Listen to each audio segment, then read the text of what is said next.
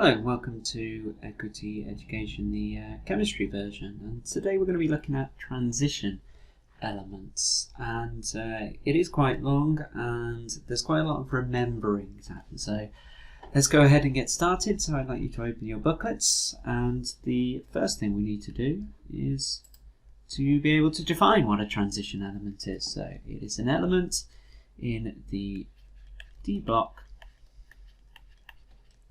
that forms an ion with an incomplete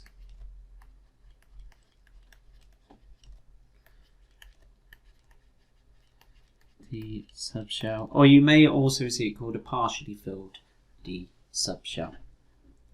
And transition elements have the following physical properties. They are, unsurprisingly, all metals. The name sort of gives that away. They are good conductors, and they have high melting and boiling points. We don't need to go through the chemistry of that, so we'll move on to transition elements' chemical properties. So this becomes a bit more important. So they form compounds in more than one oxidation state, which is basically the same as saying they can have variable oxidation states. They form coloured compounds. They can act as catalysts,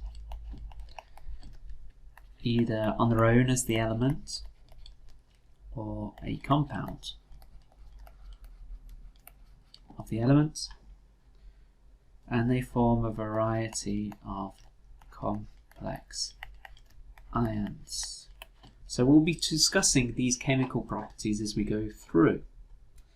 Okay, so the electronic structure. So I've just got a table here and it shows the varying oxidation states of some of the transition elements. Yeah, remember how to do our electron configuration. So they all have a 4s2 and a partially filled 3d, well, most of them.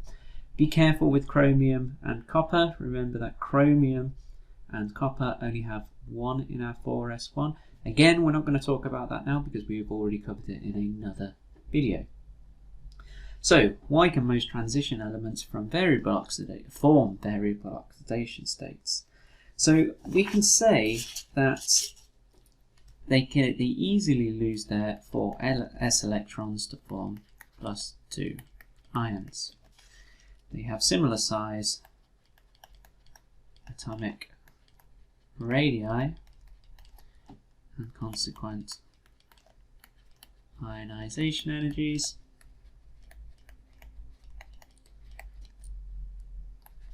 This means the ions are stable in a variety of oxidation states. Okay, so again, we're not going to go into too much detail because you don't really need to know it in very much detail for this level of study. But the basic principle is that we can definitely lose the 4s very easily to form the +2, and because the atomic radii are quite similar in size, so we don't have such a big difference when we're going from one oxidation state to another, the ionization energy doesn't change that much either. So that means that we can form a lot of stable different types of oxidation states for transition metals. Okay, so I want you to have a think about this question. So why are zinc and scandium not considered transition elements? I'll give you a couple of minutes to think about it. Okay? Okay, so see if you got the answer. So from our definition, we said that a transition element is an element in the D block that forms an ion with an incomplete D subshell. If we look at this, scandium forms +3 and zinc only forms a +2. And that means that we are not going to have an incomplete D subshell here on scandium and zinc. So that's our answer. So they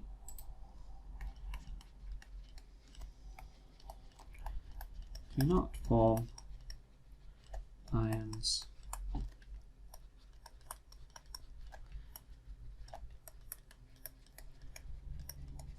with an incomplete D subshell. And that means they don't show a lot of the chemical characteristics of transition metals, and they're not really considered one. They don't often form coloured compounds, for example. Okay, so moving on. So transitional elements as a catalyst. Again, this is quite a lot of remembering. We don't have to go into that much detail either. So as homogeneous catalysts,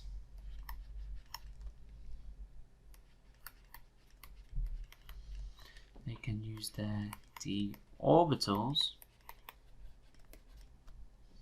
to adsorb other species onto the metal surface.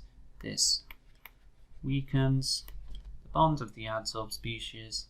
This lowers the activation energy, hence increasing the rate of a reaction, and the products desorb from the surfaces of the metal. So what does that mean? So basically, a species can attach itself to a transition metal via the d orbitals, and if it's in the correct orientation, it will weaken the bonds between whatever species is on, and these can break because there's a lower activation energy, which will increase the rate of reaction. So then we formed our products, and they will desorb from the surface of the metal. That's as far as we need to go in the explanation. You may go into more detail if you're doing biology, especially if you're looking at enzymes. Yeah, it's the same sort of principle. Okay, so 4 examples are, again, these are just things you need to remember. Iron in the Harper process. Then we have platinum,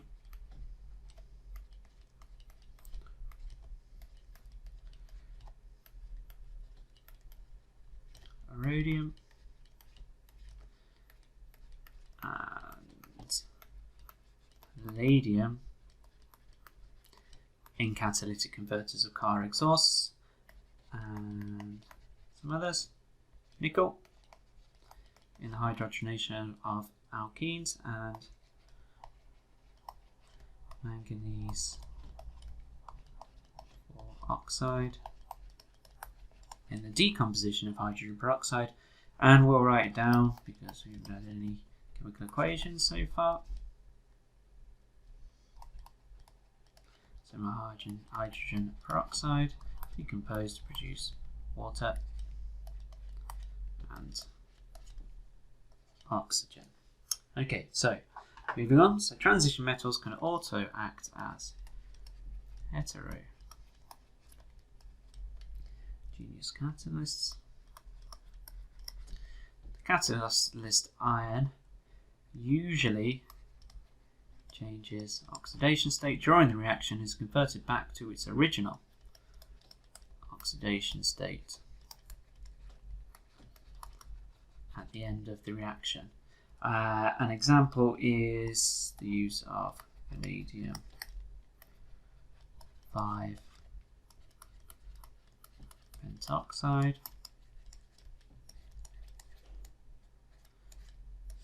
in the contact process. You may see vanadium pentoxide just described as vanadium 5 oxide. Okay, it's the same thing, or the principle is the same thing. So quickly just going through this. So transition metals can act as heterogeneous catalysts. So they change their oxidation, which means they're involved in the reaction, but they change back. So we can describe a catalyst in this instance as something that that is the same at the start of a reaction as at the end of the reaction, but is actually involved in this reaction. And these two words, which we've used, heterogeneous, homogeneous, I'm sure you know what they are, but we'll quickly explain them.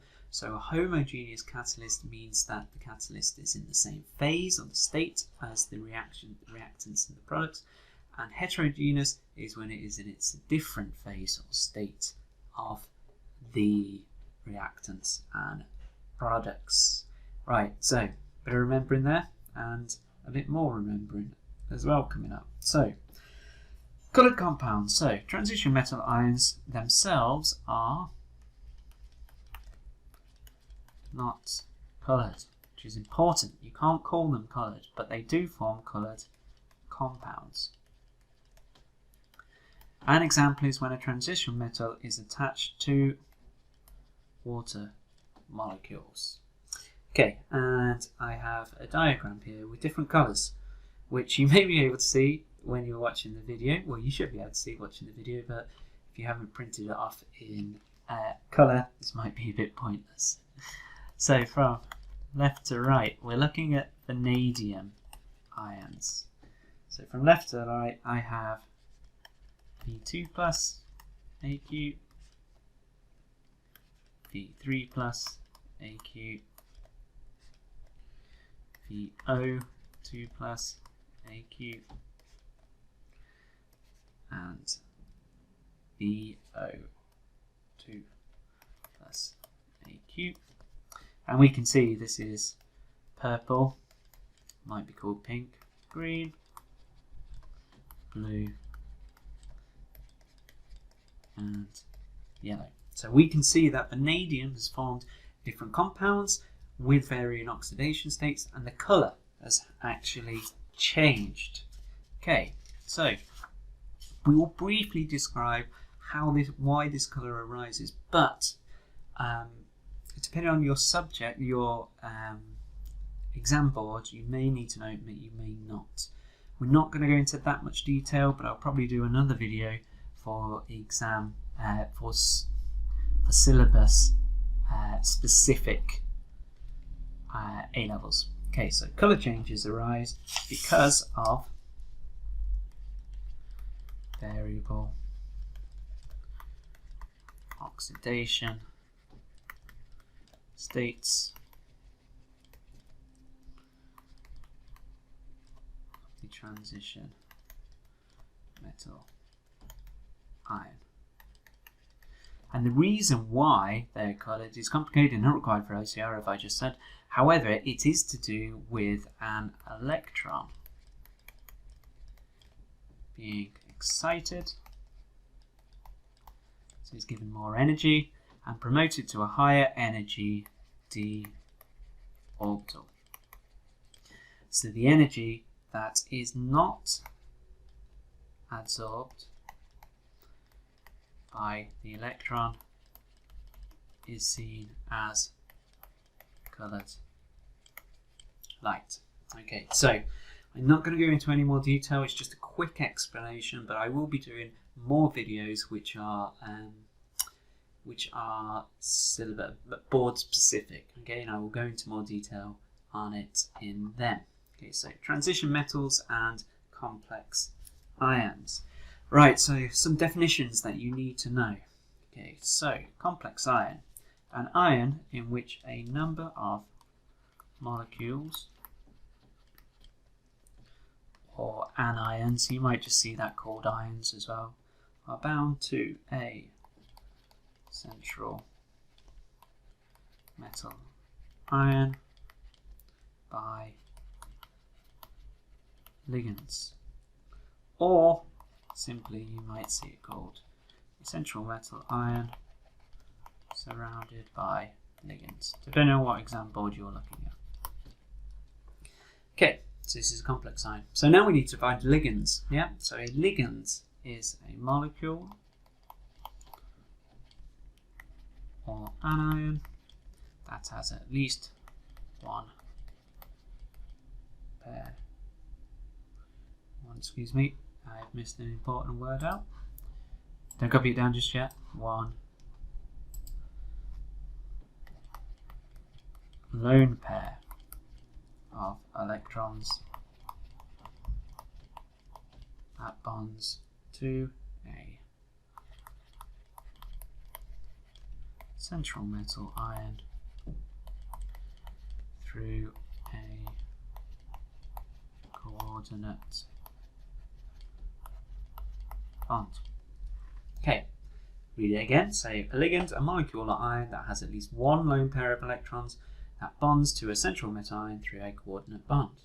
Right, so now we need to define a coordinate bond. So a coordinate bond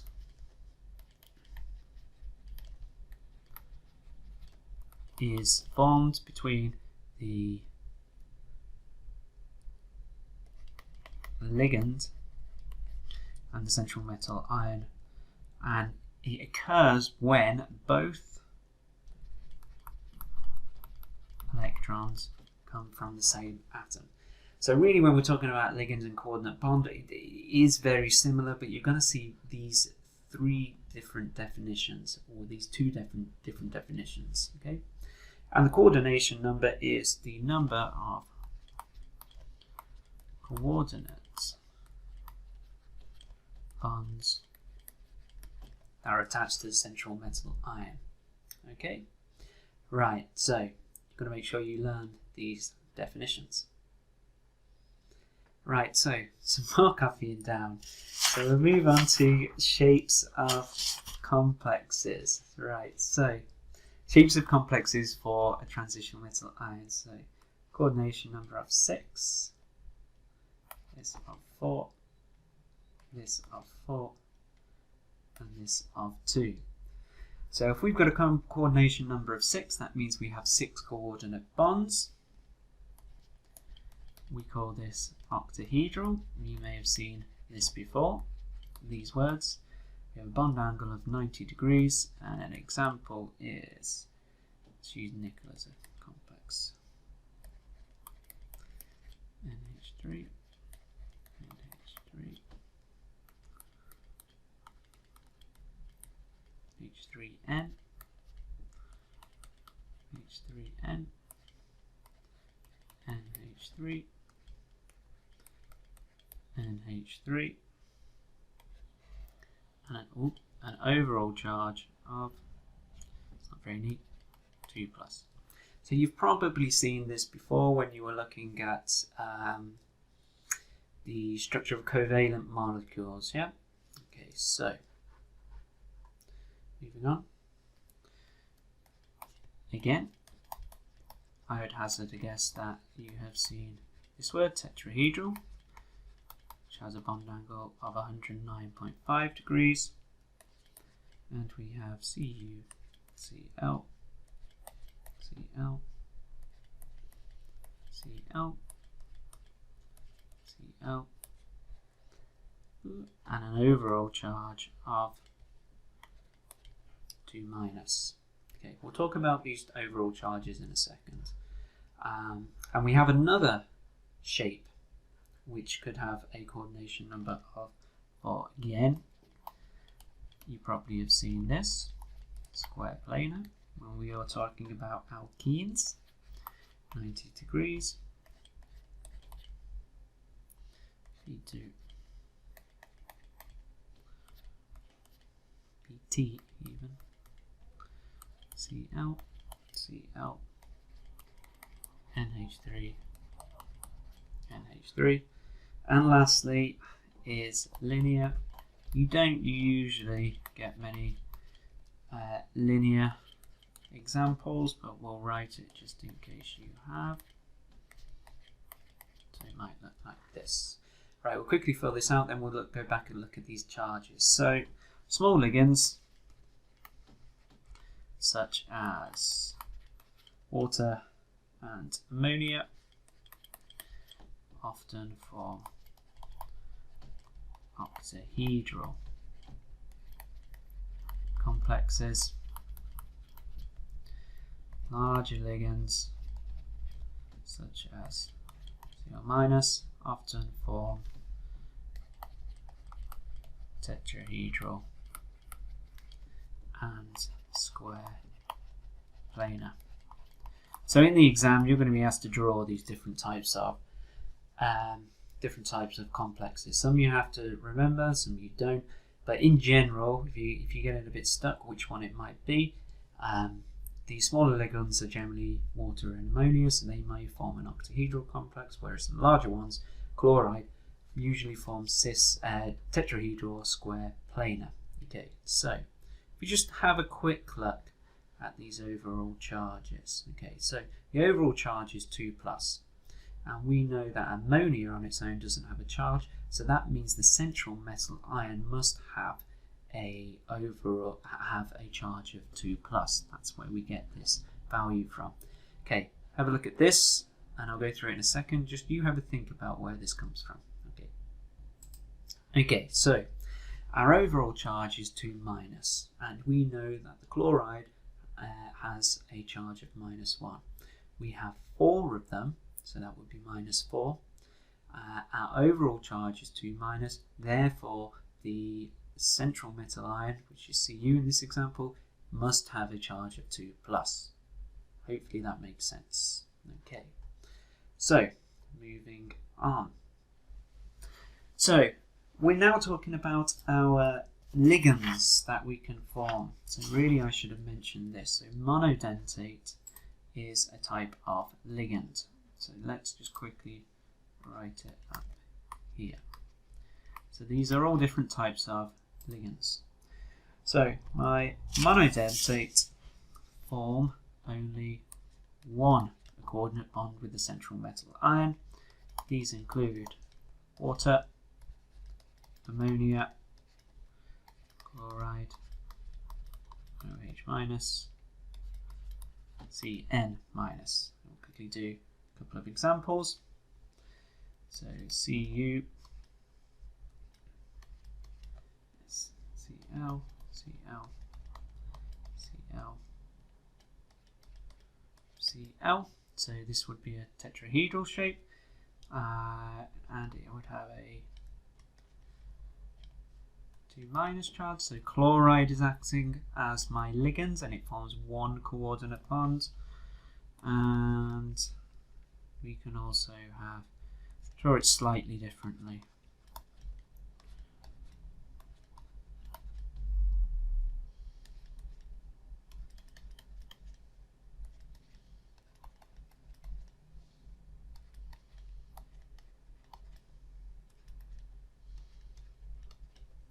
Okay, so I've drawn this slightly differently. So this is a copper surrounded by water molecules, and these are acting as ligands. And you may also realize that we need to have lone pairs for this to happen. And you might also see this thing called, or have seen it called, a dative covalent bond. Okay, so stop there just for a quick second because it's really hot here. Okay, we need a quick break and I'll be back in a second. Okay, and just before we move on, now I've mentioned this dative covalent bond. It's going to move back to our definitions. And our definition for ligands is a molecule or anion that has at least one lone pair of electrons that bonds to a central metal ion through A. So we can add an extra word in here now. Or we can call it, so we call it a coordinate bond, or we can say a dative covalent bond. So we can just add that as well. Right, so we will carry on. So we talked about our monodentate. Bidentate, unsurprisingly, form 2 coordinate bonds with the central metal ion. And we will have the example of 2 main examples you will see for bidentate, and bidentate ligands are this and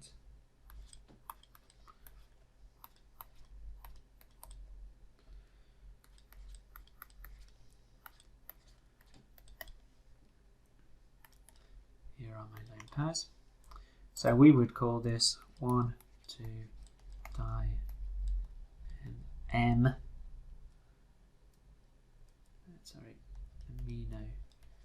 ethane. So 1, 2 diamino ethane. Let's make that a bit clearer.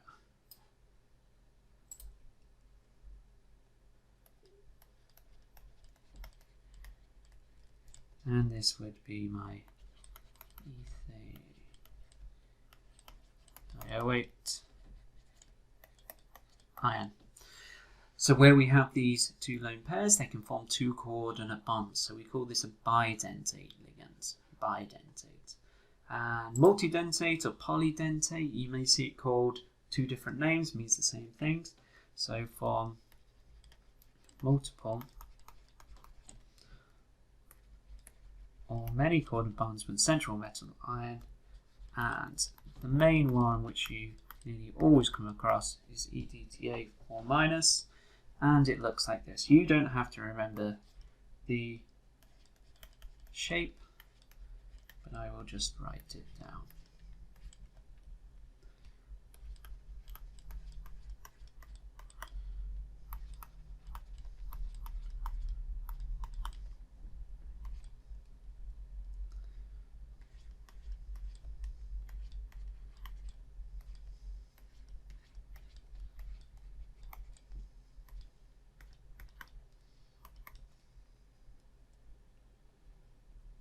Okay, so this can form multiple coordinate bonds from one ligand. Okay, so these are our main examples: monodentate, bidentate, and multidentate. Right, so we will now move on to stereoisomerism in transition metal ion complexes. So transition metal ion complexes can exhibit cis-trans. We are doing first, form of EZ, and optical. And I'm just going to give you some examples. There's no real questions that I've got in this video.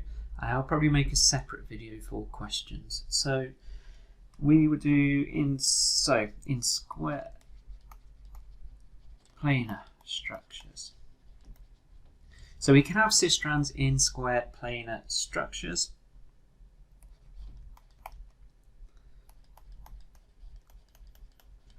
NH3, NH3.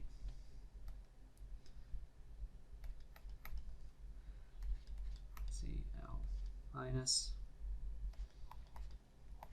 Cl minus, and I'm just going to write it down. So this would be Z or cis.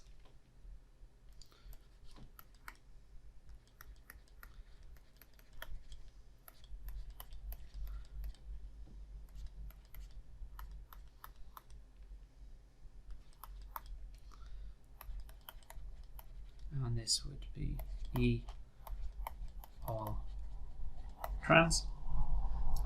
And we can work out whether they're cis or trans using this. So if the bond angle of the Cl minus metal ion Cl minus is 90 degrees, then it will be cis or Z isomer.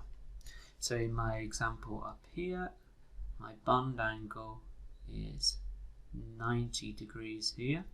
Yep. Remember, it's coming out like this. We'll just explain this. So the wedge is coming out of the page, and the dashed line is going into the page. So it's a 3D structure, and this will be a 90-degree bond angle. If the bond angle of the Cl minus metal ion Cl minus is 180 degrees, then we form the trans or E isomer in our example. Cl minus is over here, Cl minus is over there, so it's 180 degrees, so this would be E or trans. So the reason why I'm not doing any example questions at the minute is because all you have to do is apply this knowledge to different molecules. Okay? So cisplatin, again, you just need to know about cisplatin. So cisplatin is an anti-cancer drug. Only the cis version of the structure will work as the chloride. Ions are displaced and the molecule bonds with DNA. This stops the replication of cancerous cells. Okay, and should we do an example of cisplatin? Yes, we will. Okay, so my cisplatin, actually you can have a go at drawing cisplatin, see if you can get it right. Obviously you don't know what cisplatin is, so that might be helpful. So the central metal ion is platinum, and then we have 4 coordinate bonds to it. It's a square planar structure with 2 chloride ligands and 2 ammonia ligands. Right, see if you can draw it now. Okay, how did you get on? So we know that middle is going to be platinum.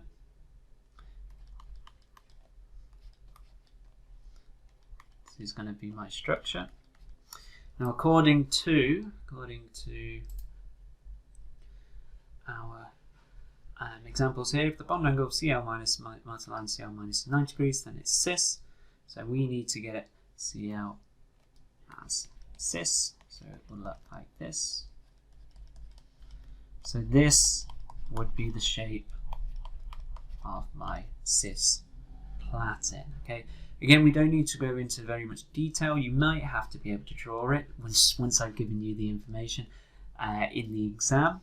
Okay, so they will obviously give you the information, unlike me. Right, so moving on. So we can also get cis and trans and Ze in octahedral structures. Okay, so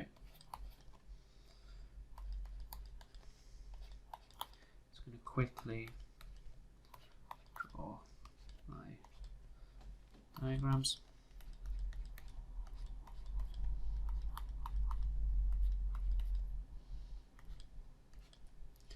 Okay, so this will be an octahedral complex because we will have 6 coordinate bonds, and we will have Cl minus, Cl minus,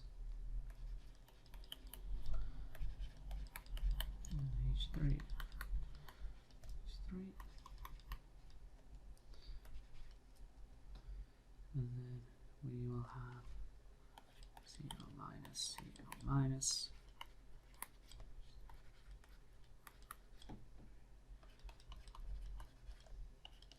H3N, and just as like in a square planar, if the bond angles of the Cl minus metal ion Cl minus is 90 degrees, then it will be cis or Z. And if it's 180 degrees,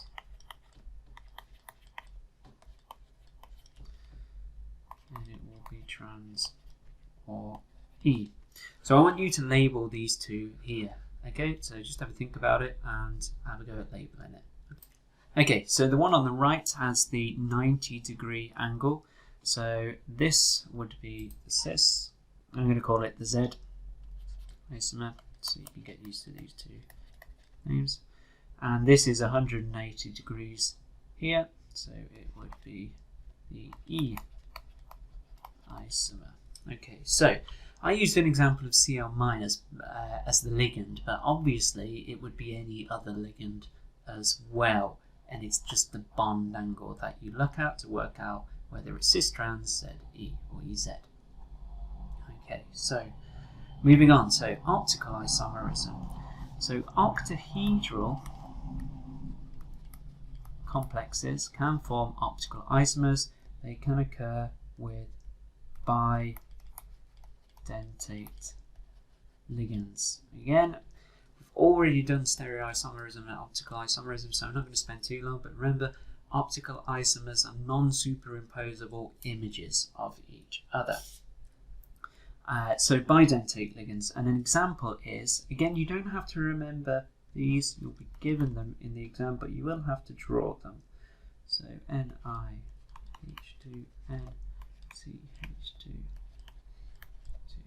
NH2, 3. And 2+. So that means I have 3 bidentate ligands. I want 2 diamine ethane. Yep, 3. Surrounded by, not surrounded by, attached to my central metal ion of Ni2+. And just before we start drawing this, just like to say one more thing. So you may have noticed that these are square brackets, and these square brackets, or square brackets, usually represent concentration. They don't in this case. We just use them because otherwise it's going to get confusing with these rounded brackets. Okay, so it's just to neaten it up. Okay, so it doesn't mean concentration in this instance. Right, so students find these quite difficult to draw, but usually what happens is that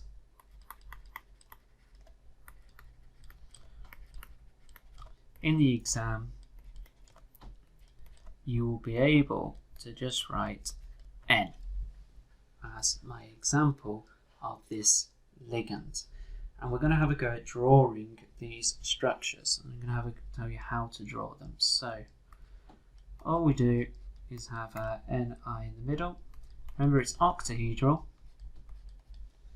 So start drawing your octahedral shape.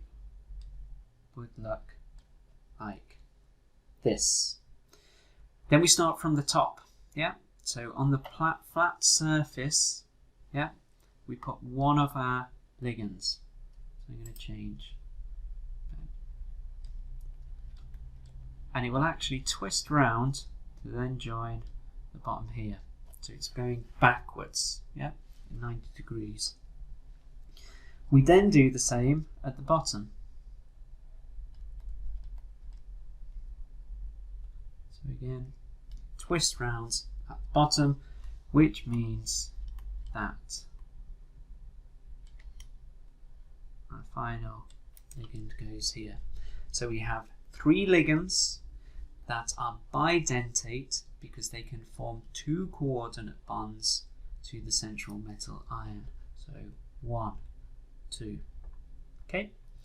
Now if we're drawing optical isomers, you got to remember that we need a mirror plane in the middle. And all we do is draw them right next to each other. Okay. So again, the easiest thing to do is start off by drawing your octahedral shape. Again, I'm going to start from here. So this part is going to be touching this part, and this will be exactly the same on this side, and N over here. So it's a complete mirror image. Just think about putting your hands together, because obviously that's a mirror image, and drawing what you see. Okay, and we'll just label this as a mirror plane. Right, so we've talked about the 2 different types of stereoisomerism we can get, cis-trans or Ze, and also optical isomerism. For the purpose of A levels, we're going to say that for optical isomerism you need an octahedral complex and you need bidentate ligands. Okay, right, so moving on, what are we going to talk about now? Ligand substitution. Right, so ligands that are attached to a transition metal ion can often be substituted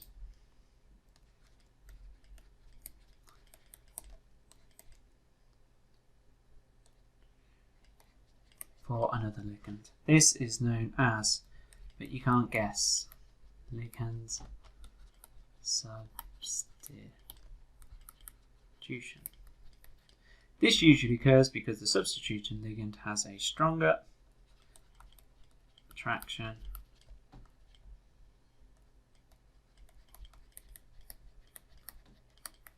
to the metal ion than the original ligand. It really should be metal ion. Okay, so e.g., you need to know these. So reaction with excess ammonia. So I'm going to take my copper complex, which looks like this, and you'll know this as a blue solution. You'll add ammonia, which forms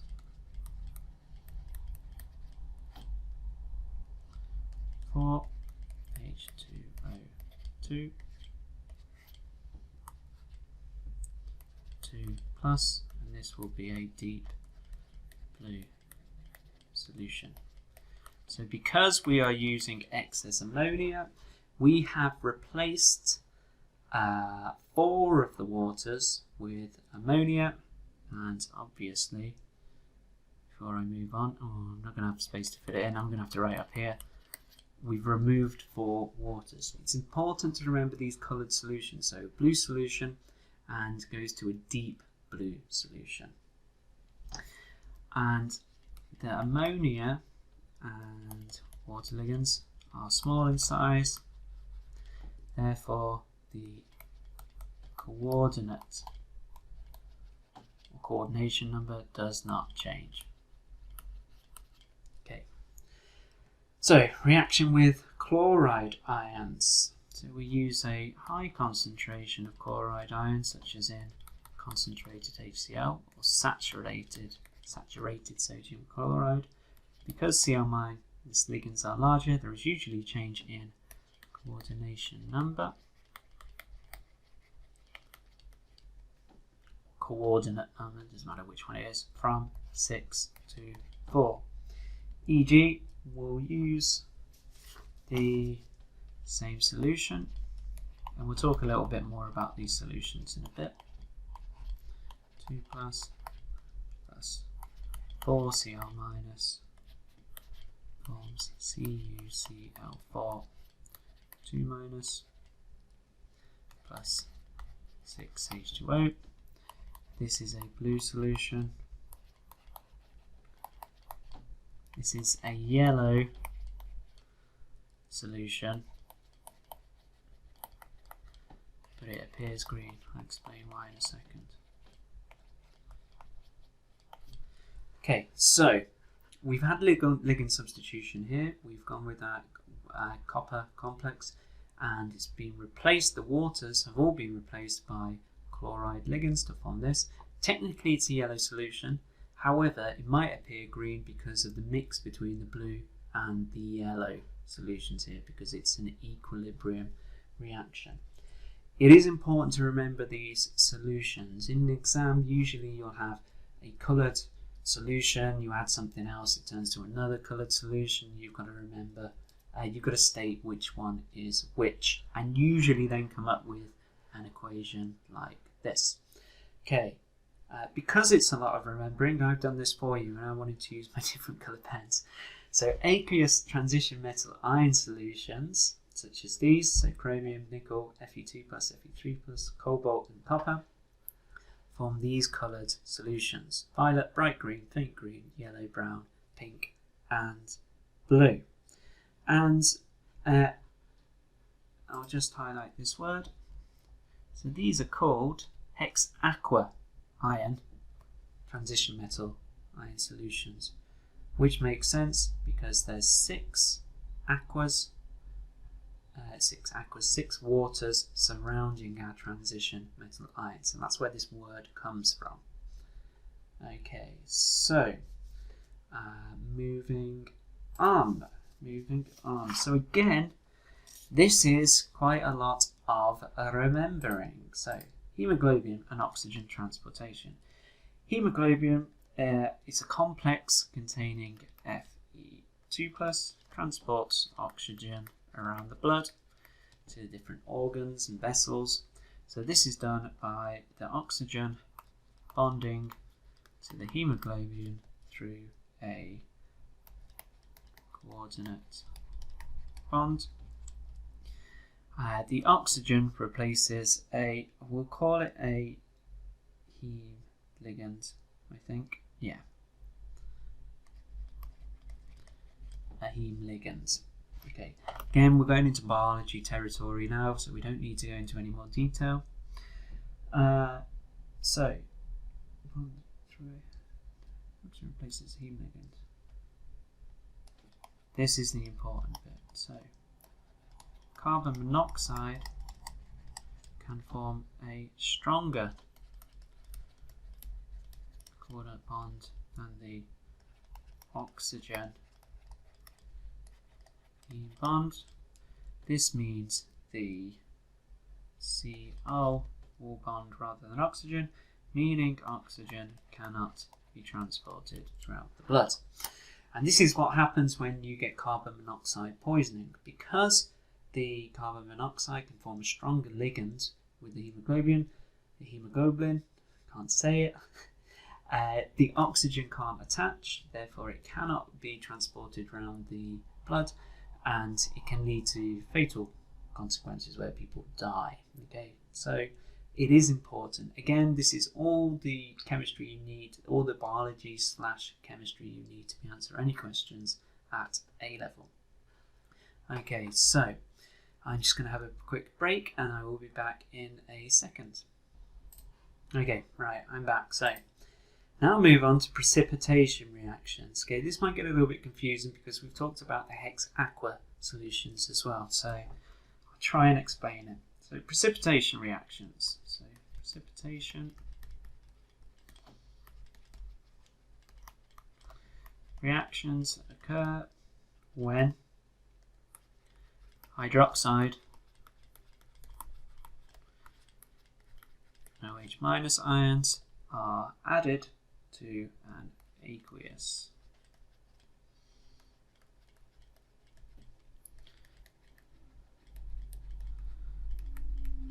transition metal ion. The hydroxide ions can be added by either adding an alkali or ammonia to the solution. Well, you haven't had to do a lot of thinking, so I'm going to have to ask you this question. So why can we use ammonia? Okay, so when we're talking about these hydroxides, so where do these hydroxides come from? And as I'm sure you know, that we can use NH3 because in water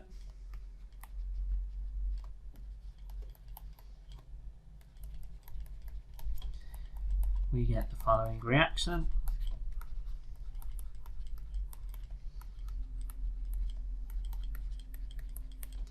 So our hydroxide ions are produced using this reaction, and that's why we can use ammonia. Okay. And there's a general principle to be able to answer these. So to be able to construct these equations,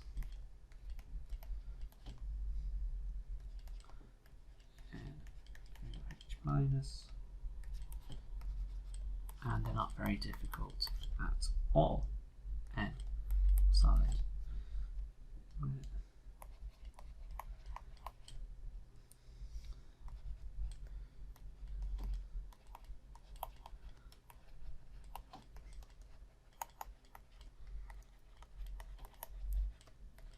Now, what is important is to write the state symbols here. So my Mn plus is my aqueous transition metal ion.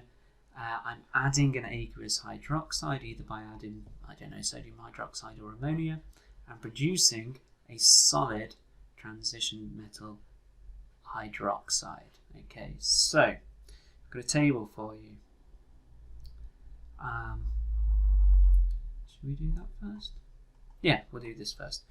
So can you have a go at writing these equations using this formula? I don't think you'll find it difficult. Okay, I'll give you, I don't know, 5 minutes.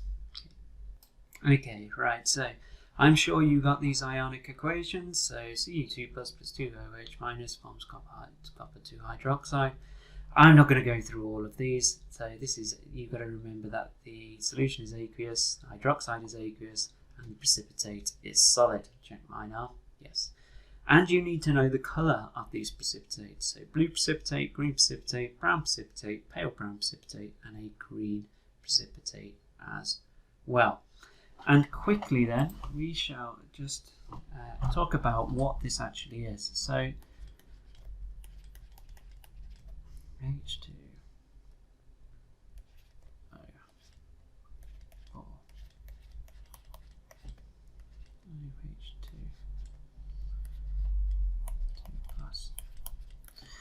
So we can actually, we've simplified this because this is the actual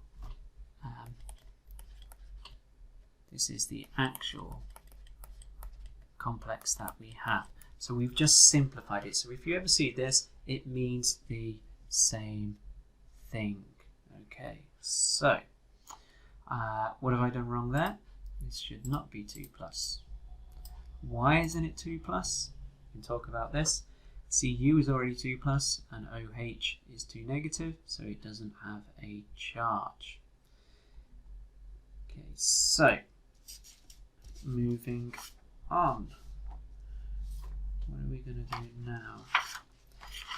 Right, so adding aqueous ammonia to aqueous copper ions. So if we add aqueous ammonia to aqueous copper ions, the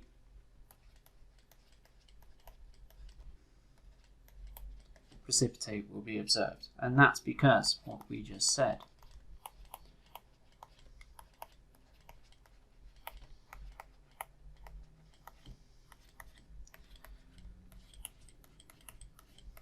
To solid. However, when we add excess ammonia to this solution, the PPT, which stands for our precipitate, will dissolve and form a deep blue solution. So what's happening here? Well, what's actually happening is I'll take the long version.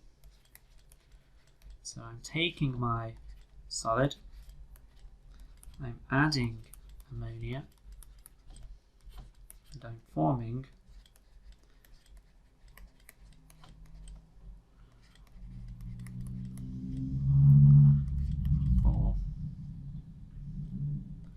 plus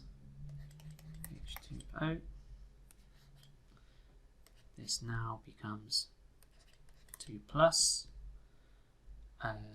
Yeah, okay, so this is my deep blue solution, and this was my blue PPT.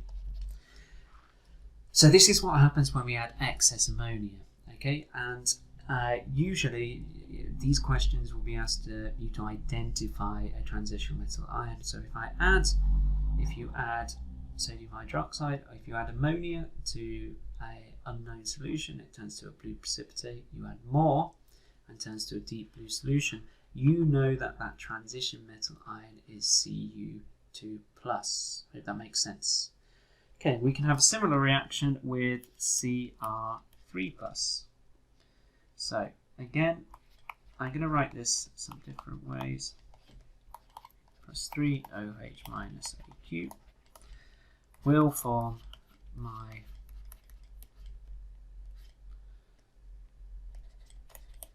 precipitate. I can then add excess ammonia plus 6 NH3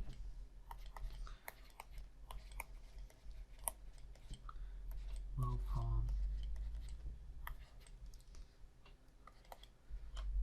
3 OH minus Aq. So I've gone from my green PPT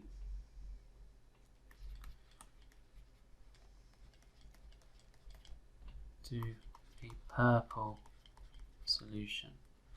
So again, you should be able to work out what the transition metal ion is by looking at the colours. We'll just go back to what's happened. So this is a ligand substitution reaction. So we've removed the OH minus and added ammonia to form this, which is an octahedral compound, solution, complex even. And you'll notice that we now have a 3+ charge. That is because ammonia is neutral. The transition metal ion of chromium has a 3+ charge, so the overall charge is 3+. We can make sure it balances on both sides, so no charge over here on the reactants, and the 3+ and the 3- cancel out on this side. Okay, so I've been through that quite quickly, but that's mainly because it's a lot of remembering. So what I would suggest is that once you've completed this video, is that you just go away and look over your notes, make sure you remember the shapes of the complexes and the coloured solutions and the colour complexes as well. Okay, again, as always, I hope that was useful, and I will see you next time. Okay, bye-bye.